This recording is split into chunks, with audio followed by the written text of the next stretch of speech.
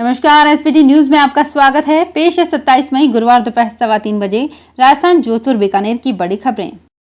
LPG cylinder की booking को लेकर जल्द ही नया नियम आ सकता है। अब आपको सिर्फ अपनी ही गैस एजेंसी से गैस बुक करने की जरूरत नहीं होगी, बल्कि आप दूसरी गैस एजेंसी से भी बुकिंग कर सकेंगे। पिछले साल 1 नवंबर 2020 से कुछ बदलाव लागू हुए थे, जिसमें गैस सिलेंडर की बुकिंग को ओटीपी बेस्ड किया गया था, जिससे बुकिंग सिस्टम ज्यादा सुरक्षित और बेहतर हो सके। अब एक बार फिर एलपीजी बुकिंग और डिलीवरी सिस्टम को ज्यादा आसान बनाने की तैयारी हो रही है। पंजाब सरकार ने कोविड-19 टीका लगवाने वाले लोगों को जारी किए जाने वाले वैक्सीन प्रमाण पत्रों से प्रधानमंत्री नरेंद्र मोदी की तस्वीर हटा दी है। इस तरह झारखंड, छत्तीसगढ़ के बाद अब पंजाब ऐसा तीसरा राज्य बन गया है जिसने वैक्सीन सर्टिफिकेट पर से नरेंद्र मोदी की तस्वीर हटा दी है।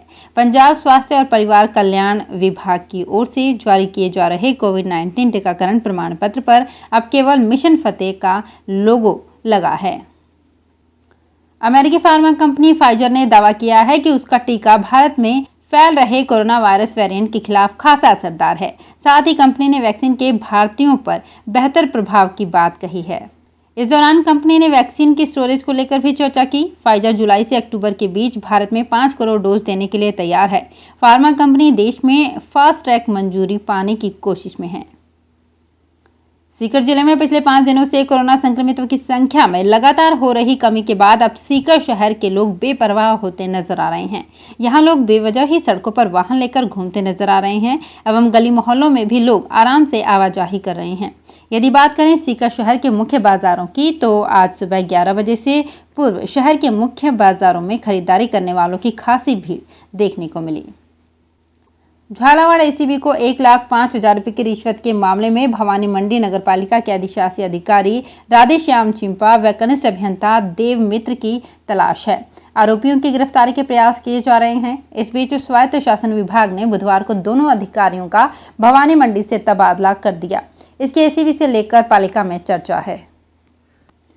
जोधपुर जिले के भोपालगढ़ कस्बे सहित क्षेत्र के ग्रामीण इलाकों में दिन भर की भारी उमस एवं तपन के माहौल के बाद आखिरकार बुधवार शाम को इंद्र देवता मेहरबान हो ही गए और कस्बे सहित आसपास के गांव में करीब 20 मिनट तक रिमझिम बारिश हुई। इस दौरान कहीं रिमझिम तो कहीं हल्की से मध्यम दर्जे की बारिश भी हुई और इसके बाद मौसम सुहावना बन जाने से आमजन को गर्मी और उमस से काफी राहत मिली है। देश के प्रथम प्रधानमंत्री पंडित जवाहरलाल नेहरू को गुरुवार को पुण्यतिथि पर कांग्रेसियों और अन्य लोगों ने श्रद्धा से याद किया। जोधपुर शहर विधायक मनीषा पंवार, राजस्थान राज्य बाल संरक्षण आयोग की अध्यक्ष संगीता बेनीवाल, पूर्व महापौर डॉक्टर ओम कुमारी गहलोत सहित अन्य कांग्रेसी नेताओं, पदाधिकारियों और कार्यकर्ताओं ने नेहरू पार्क स्थित जवाहरलाल नेहरू की प्रतिमा पर पुष्पांजलि अर्पित की और उनके सिद्धांतों पर चलने का प्रण लिया। बीकानेर में कोरोना की संख्या लगातार कम हो रही है। गुरुवार सुबह की रिपोर्ट में 89 पॉजिटिव केस आए हैं। खास बात यह है कि बीकानेर के दोनों सैटेलाइट अस्पतालों में पॉजिटिव तेज गति से कम हो रहे हैं।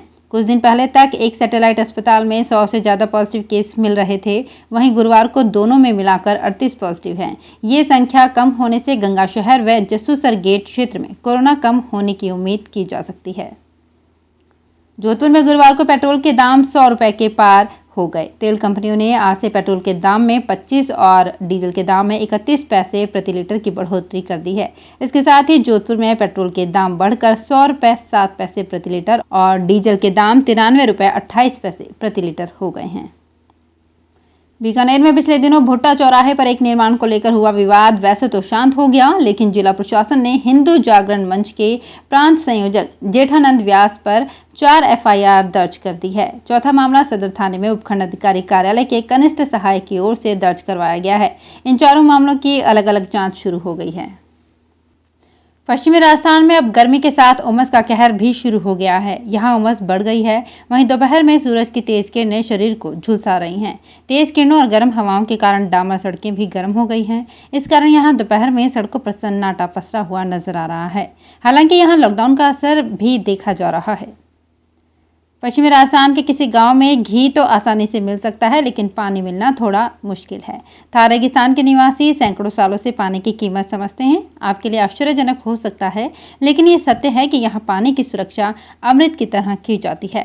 सैकड़ों साल पहले बनी कुएं पर तो बाकायदा ताला लगाया जाता है। दरअसल इस कुएं पर पानी इतना कम आता है कि 1-2 घरों से ज्यादा प्यास बुझा नहीं सकता।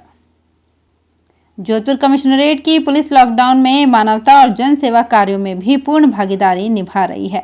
खांडा फलसा थानाधिकारी दिनेश लखावत ने थाने के अन्य पुलिसकर्मियों के साथ आज उम्मीद अस्पताल में भामाशाहों के सहयोग से जरूरतमंद मरीजों और उनके परिजनों को खाने के पैकेट वितरित किए।